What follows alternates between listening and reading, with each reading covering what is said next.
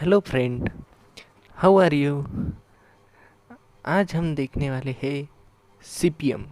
CPM part में आज हम पहला वीडियो लेने जा रहे हैं जो एग्ज़ाम में बहुत लाभदायक होगा। यह वीडियो मैकेनिकल और सिविल वालों के लिए है। Basically CPM means what is mean by CPM. CPM means critical path method. तो अभी हम देखेंगे प्रोजेक्ट की definition. Project consist of n number of activities interrelated to each other and are to be executed in their order for completion of product। अब हम इसकी दूसरी एक डेफिनेशन देखने वाले हैं। A set of interrelated activities with a definite goal is known as project.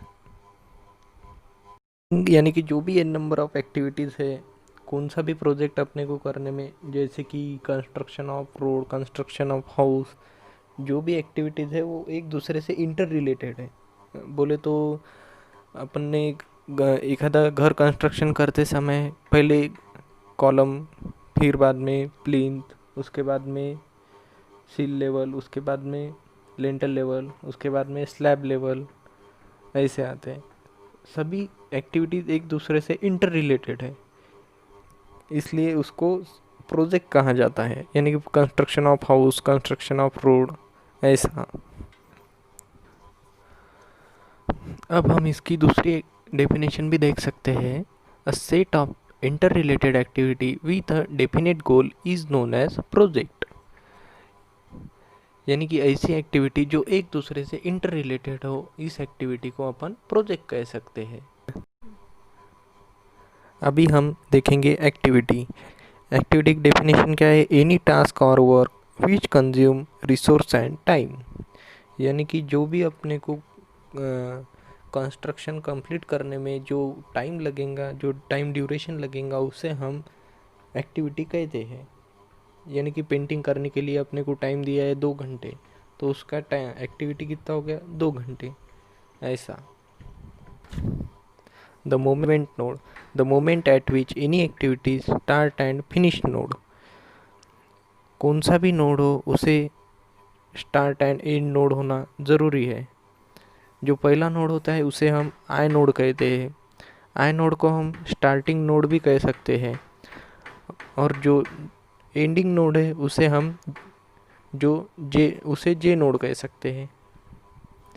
और जो बीच में का डिस्टेंस ड्यूरेशन है उसे हम डी आई जे, यानी कि ड्यूरेशन ऑफ आई एंड जे, ऐसा कहते हैं। अभी हम देखने वाले टाइप ऑफ एक्टिविटी। कितने प्रकार की एक्टिविटी होती है? Predecessor activity, dummy activity, concurrent activity and successor activity. तो सबसे पहले हम देखेंगे predecessor activity. Activity that must be completed immediately prior to start of another activity is called predecessor activity.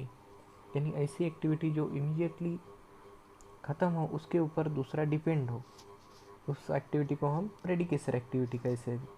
जैसे A is predecessor of B and D. यानी कि ए जब ख़त्म होगा तभी बी एंड डी चालू होगा। अब बी के ऊपर कौन डिपेंड है? सी। यानी कि अपन कैसा लिख सकते हैं इसको? बी इज प्रेडिकेसर ऑफ सी। अब ये भी कह सकते डी इज प्रेडिकेसर ऑफ ई। यानी कि अब ए का प्रेडिकेसर अपने को लेने का है, तो ए कैसा है? ए इज द स्टार्टिंग नोड से चालू है। इसको ये कौन क्या होगा फिर? ए इज द इंडिपेंडेंट एक्टिविटी। इसका कोई नोड होता क्या? नहीं, इसका कोई प्रेडिकेसर नहीं होता है। चलो, अब हम दूसरा पार्ट देखेंगे, successor activity. Activity that can not be start until one or more the other activity are completed but immediately succeed them is called successor activity। उसके बाद आती है concurrent activity। A activity that can be accomplished concurrently are known as concurrent activity। हमने पिछले बार देखी थी प्रेडिकेसर activity. प्रेडिकेसर और successor activity दोनों अलग अलग है। ये इमीडिएटली सक्सीड जब ख़त्म होंगी तभी एक एक्टिविटी चालू होंगी, इसे कहते हैं हम सक्सेसर एक्टिविटी। अब हम देखेंगे डमी एक्टिविटी। डमी एक्टिविटी हम इसे कहते हैं point and common and point. ये कभी नहीं होना चाहिए, यानी कि ऐसी एक्टिविटी जिसका दो एक्टिविटी एक साथ स्टार्ट हो रही हो और उसका एंड भी एक ही जगह पे हो रहा, एक ही नोड पे हो रहा हो, वहाँ पे हम डमी एक्टिविटी का इस्तेमाल करते हैं।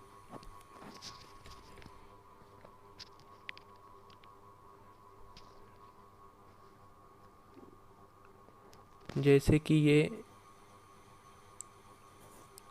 1 2 और ये वापस से यहाँ पे बी आ गया और इन दोनों से सी निकला थर्ड नंबर पे, तो ये जो है ये नहीं चलेगा। इसके लिए हम डमी एक्टिविटी का इस्तेमाल करते हैं। तो ये इस डमी एक्टिविटी कैसी बनेगी? 1 gives 2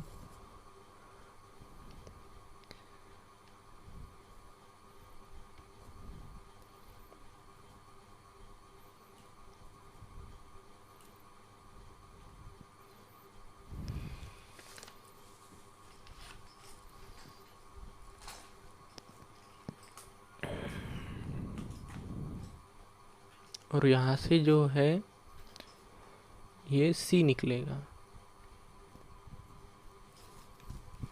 और ये जो है ये डमी एक्टिविटी है। इसका टाइम ड्यूरेशन हमेशा 0 रहेगा।